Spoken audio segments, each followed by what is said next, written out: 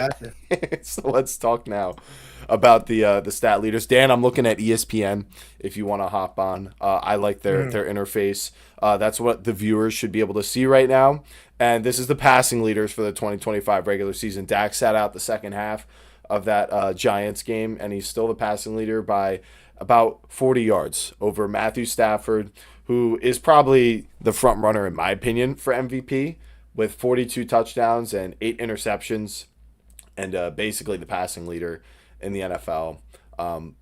Nobody has even 200 less than Stafford or Dak this year. They were like the two pocket passing elite guys this season. But Dan, some people would say Drake May should also be in consideration for MVP with 4,200 passing yards, 30 touchdowns, and 8 interceptions. Additionally, on the ground, as I pull it up, you guys can see he added 409 yards and 4 rushing touchdowns. So he's got 34 total touchdowns on the season, 8 interceptions.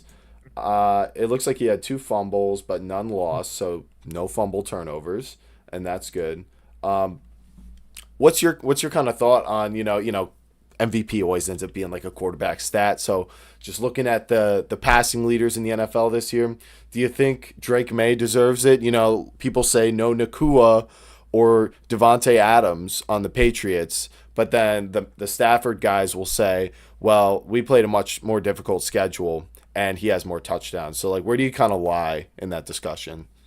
People think, I feel like, that the playoffs don't have an effect in the MVP running, and I think The conspiracy. judging, Yeah. I think seeing these two guys play in the playoffs will explain to you, i.e., right, last year, for example, I thought Lamar played a way better season than Allen. Yeah. Allen still won. Ironically, that same year, Allen beat Lamar in the playoffs. Yeah. So for me, how I look at it more, because they're not going to really play each other until the Super Bowl comes up. I'm looking more into how the Patriots, because the Patriots, in my opinion, I think the NFC is a lot more stacked. If you could see Stafford at least get to the divisional round, if not the NFC Championship, it's easily a Stafford trophy. Mm. He's overcome it. He's done what he has to do. If the Rams are first round exits, like, and it will shock the world and everything. Yeah, Drake May is basically gonna rock with it the But entire what way. if the Patriots are first round exits? It's like totally Stafford, right? Oh, then totally Yeah. Stafford, 100%, easy Right. money, easy And money. it's interesting because the way these are allegedly decided, and the fact that I'm saying I've gotten pushback about this before. Talking about this with people, but allegedly it's all about the regular season, right? And to me, that just never seemed like intuitively like the case. It always seemed like the playoffs really like Exactly. had an effect on like who would end up winning these awards. And it gets decided before the Super Bowl, so I think it's kind of hard to say it's impossible that that's the case, right? Like, how are we really supposed to say it's not? There's the integrity is perfect for all this. I don't know, but yeah, for me, it is kind of a playoff discussion. But even just based off the regular season, I think the total touchdowns, like you got to give it to Stafford. I think the schedule and like supporting casting kind of cancels out when it comes to the offense. Although, Stafford's is definitely better. I think the Patriots played a much easier schedule. So you go, okay, total touchdowns. But yeah, I think the playoffs, like if Drake May can take the Patriots to the AFC Championship and play the way he's been playing against all these playoff teams, and Hmm. say Stafford loses in the divisional round to the Eagles or something like that. Um, Although I'm not sure they'll play each other. They I they, don't think they that we just play they each other if we be the the NFC champ, five the NFC the Championship. 5 and the 3 most likely wouldn't face off unless if a lower seed like the 6 or the 7 ended up winning their wild card matchup. But yeah, if Drake May took them to the AFC Championship and Stafford only took them to the divisional round, I would kind of want to give it to Drake May because I'd say Stafford, you did not execute with a team that was definitely more supported than Drake May's Patriots. I don't think there's any question there at all. And Drake May is able to, even though the AFC I do think is weaker, able to get to the AFC Championship. My feelings might evolve on this over time, but that's how I feel in this current moment. I I do know want. so far you've been like a Patriots low key hater because of their easy schedule. It's the Mickey Mouse effect. You think that Like it might go sideways. But hey, like the Broncos came out today with the victory. They looked really good, but against the Chargers, Yeah, and they had a backup quarterback in. and they had a backup quarterback. So Yeah, it's like, I don't really care. Yeah, right. that's how I feel about most of the AFC teams. Though I mean, the Jags I feel like are the hottest right now, and the Texans are my favorite. But yeah, for the I like the MVP Texans. and passing leaders, yeah, it's going to be interesting to see. Another thing, Caleb Williams, no 4,000 yard passing season. A lot of people were looking for that. Baker Mayfield regressing really hard, playing through the injury, but 26 touchdowns and 2 interceptions isn't terrible. I don't think playing through a season like that. The passing touchdown leaders are Stafford, Goff, Dak, Drake May, and Baker Mayfield with 26 at number 5. And I also wanted to point out how we only have 4,000 yard passers this year, and it wasn't always 10 or like 12, but I feel like it was usually at least 8 in the Mhm. 2015's era. And it just goes to show, like, people talk all the time about teams getting away from running the ball, and I'm like, how are we scoring more points now then? Or I'm not even sure what the season average was this year, but I feel like it's still pretty well balanced based off that. Rushing leaders, we got James Cook leading the league in rushing at 1,606 yards. It just feels wrong to me. I have nothing against James Cook as a person or a player, but it There's a just lot seemed of like other it should have backs been who feel JT. like exactly that. It Yep. really should have. It was JT's year. He really got screwed over. James Cook's a great back. But Jonathan Taylor was really putting together like a crazy season that just got completely derailed. And then And you you'll got hear it first on the illegal formation that they need to write a freaking documentary about this generational downfall, bro. of Like this you went Colts team. so Yeah. for real. Like you fell so hard. You were like, Philip Rivers, that's who we need. Them and the That is Bucks. who. And yes. They're the Bucks of the AFC, because the Bucks Yes. were 6-1, and then they were 2-8 after that, and they were 1-7 since their bye week. You thought, oh, they're gonna be coming back healthy. No, Mhm. terrible. Daniel Jones kind of breaks his leg, tries playing through it. It's like, yeah, it didn't really go well. I loved seeing Daniel Jones play the way he did, but once I heard about that, it was not. It didn't. It didn't Didn't sit seem. right. I knew it wouldn't end well. And then we have Henry at 3. Even in this disappointing season, they still got to play. So in theory, if Derrick Henry gets 150 rushing yards, he could be the rushing leader, and he's got a good chance to surpass JT if he gets just like 100 yards. So Henry also 16 touchdowns on the year. We know he does nothing in the receiving game. That's more of a Ravens issue, I would say, than him. Bijan only 7 touchdowns, but 1,400 Hey, rushing he won me yards. my fantasy Yeah, league. he was through the receiving game. It's a little tough for me to pull it up, but obviously he's a weapon there. Achan, I love this guy. 13 rushing touchdowns, 5.7 yards per carry. Are you serious? Like I'm pretty sure the highest in the league. I'm pretty sure that's more than Gibbs, who only has 1,100 rushing yards. But yeah, Gibbs has 5.1 yards per carry. Yo, dude, Achan, he's a top 10 back for sure. It's not even close. Like some It's people not will even, yeah, tell I you no, agree. he's too small. I'm like, come on. Gibbs is also like, only 8 pounds heavier than him or whatever. But CMC, 1,200 rushing yards. Did he get the 1,000 receiving? I don't think so.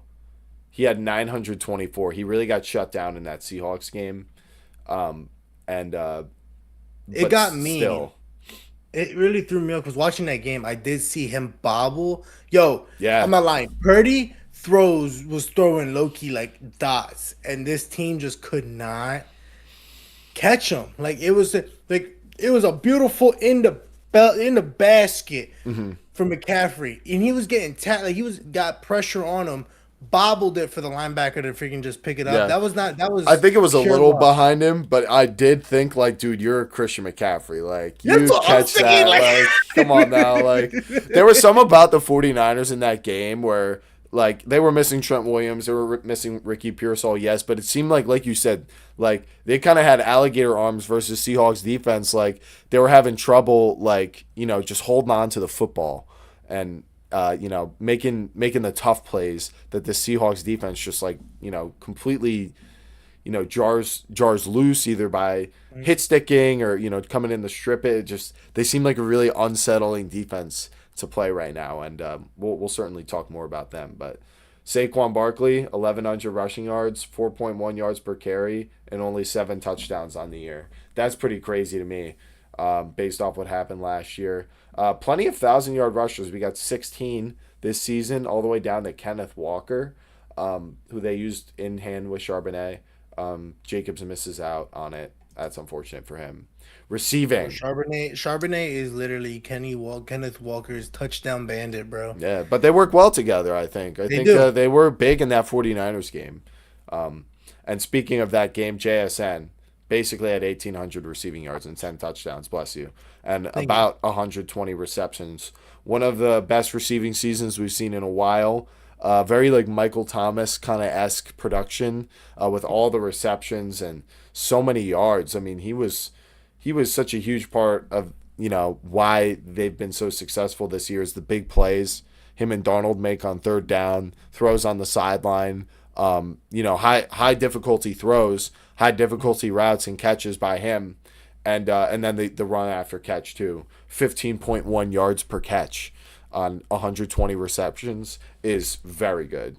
That's still pretty explosive. And then right behind him, you got Puka, also 119 receptions, 9 touchdowns, and 1,600 yards, 1,640. But he played 2 less games than JSN, so would have probably outpaced him. I don't know, but at least on receptions, he would have needed about 150 more yards across 2 games. I think he would have done it. Yeah, he had more yards per game. Pickens is third in the league in 16 games, 1,400 yards and 9 touchdowns too. What a signing for them that was, even though they might franchise tag him and piss him off. So those are kind of the receiving leaders, and I just want to make a note that Wan'Dale Robinson is 12th on this list and tied with Tet McMillan at 1,014 receiving yards. And only 4 touchdowns. I think it was a fake stat. I saw one that said he was the only 5'8" wide receiver to ever get 1,000 receiving yards. That doesn't sound right to me. That doesn't sound right Yeah, at all. that threw me off too. Yeah, Yeah, I did see that I stat. saw that. It doesn't sound right. Steve Smith, senior, he seemed like he was 5'8". I know he was probably listed at 5'9", but I feel like there was guys like that were productive like this. But like, how tall was Wes Welker? Was he not like, is he 5'9" and not 5'8"? I don't know. But anyway, those are the receiving leaders. And then now finally, let's talk about this. Defense, sacks, Myles Garrett. I got a little extra to throw on this. He finishes the year with 23. It's not saying it right now, but he broke the record of 23 sacks per game. And some people are saying, well, 17 games, he's got the extra game. Myles Garrett, I believe didn't Strahan say something like that? he did. I I believe. mean, I will say this. He was being pretty tongue in cheek. You know, I think he knows like he Scotty, was I'm not gonna lie. You might need to explain what the heck that meant because tongue I've in never cheek. heard that. Tongue in cheek is a saying where you're kind of like being. It's like sarcastic. Like you're kind of joking and kind of being like, like you're playing along. You Yeah, know. yeah, yeah. Yeah. People in the comments, tell me if you know what tongue in cheek means because it's a saying. But Myles Garrett all time in even 16 minimum games. So if you only played one NFL season and you got 1 sack every game, you would break this record. But Myles Garrett all time has the highest sacks per game at 0.94, and he's on the Browns. Like, so Literally. and he played less snaps than Strahan did that season in this 17-game season and got the record. So, I'm a Giants fan, but listen, Myles Garrett is going to finish his career a better player than Michael Strahan. He could be the best defensive player ever. And I always looked at this and based it off of it because I would look at TJ Watt and go, he's on the Steelers. Like, I'm sure he's played like, a ton of games. And he's got that second all time ahead of Reggie White, which is crazy. But it's like Parsons I can see at 4, but he's got his issues. But Myles Garrett, he can do everything. Run, garner all the attention. Unbelievable. Super happy for him. Stayed with the Browns. Found his success. Reached the Dude, I highest really level don't he know. Like could. Myles Garrett, like I can't find a single weakness in that dude, bro. Like No, there is you none. could run, you run at him, he could get it. You run away from him, he's fast enough to get there. Yeah. Pass, the left tackle from the Packers screamed, "Jordan, run!" Like, bro, Yeah, Jordan. like it, It's it don't Myles. matter. It doesn't. It's really awesome, honestly, to see. And Myles Garrett's got a history, man. He's got a history in this league that isn't all about the stats. People thought people would never forget what happened between him and Mason Rudolph, Oh yes, and then he that beef, yeah. becomes Walter Payton, man of the year. Hmm. And he said when the Browns threatened maybe they would not take him, they'd entertain other options. I loved how he said like, then I will haunt them, or I will torment them, you know, I will make them regret it for the next 15 years, something along those lines. And I'm just like, this guy just knows how good he is. And he Literally. should. He should. He wasn't even afraid of going to the Browns. He's just been all about his game. And then so I think he deserves it. So good for him. Interception leader? You want to move on, or do you have anything else to say about Myles Garrett? He's a goat. Let's get it rocking. I do have something else to add about sacks. Brian Burns, second in the league at 16 and a half on the mid Giants. Obviously, way worse than mid. But Daniil Hunter, 15 or 14 sacks. And Nick Benito, 12 and a half. Parsons tied for sixth, not even playing the full season, only 14 games. Unfortunate. But best edge duo in the league, Daniil Hunter and Will Anderson. Daniil Hunter has 14 and Will Anderson has 12. That's exactly what you want to see in your Madden franchise when you draft or acquire two elite edge rushers to fix your problem.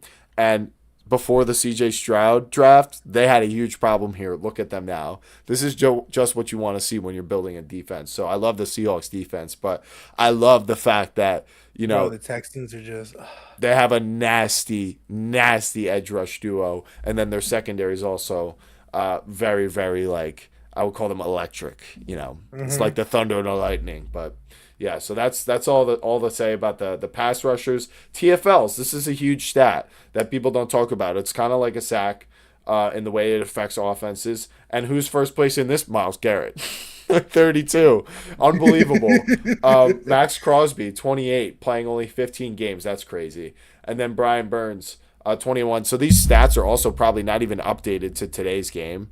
I will I say don't know one why. thing, I don't know why they're not, and they really should be. But and what's truly agitating about the Max Crosby situation is if you think about it, like this dude, yes, I understood. I heard he had like lingering injuries. He was not feeling like 100%, but it's like he's still capable of playing. He's still able to do this stuff. It's not like a Michael Parsons situation where he's legitimately hurt and he legitimately cannot play.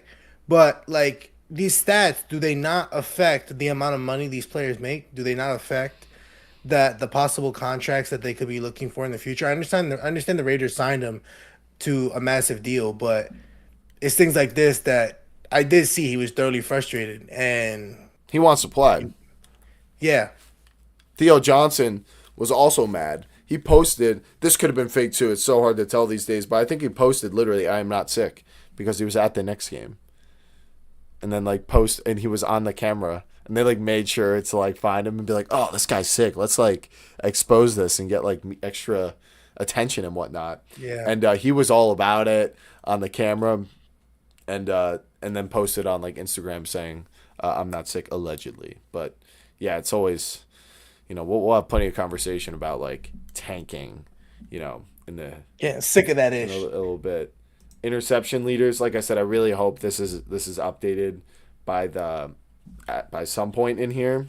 Um, but Kevin Byard from the Bears with 6, Nashawn Wright with 5, and Tremaine Edmonds with 4 leads. That Bears secondary group with turnovers. It's kind of something they need to make it work on defense. And For sure. I'm a little worried about it continuing. But Devin Lloyd, the linebacker for the Jaguars, had absolutely amazing season. That one interception he had against the Chiefs basically won them that game. That 99-yard pick six, it was unbelievable, and I would argue it was the turning point in their season. He's got 1.5 sacks on the year, 5 TFLs. He's got 76 total tackles, which is not the most in the league or anything. But he's also got a nice fumble recovery in there too. So just a dude that was making a lot of plays. And I guess we'll find tackle leader Jordan Brooks of the Dolphins And then can you, dude? There's no way you can guess number two because this is not someone I would have said. He's on the Raiders. Devin White, right? Yeah, like Yeah. what? Like how is he number two? Bobby Okereke tied for number nine. Um, but yeah, so that's the defensive leaders. And yeah, that's kind of like the stats of the season. Let's move on now to the standings, right? Because Mhm. stats and production is cool,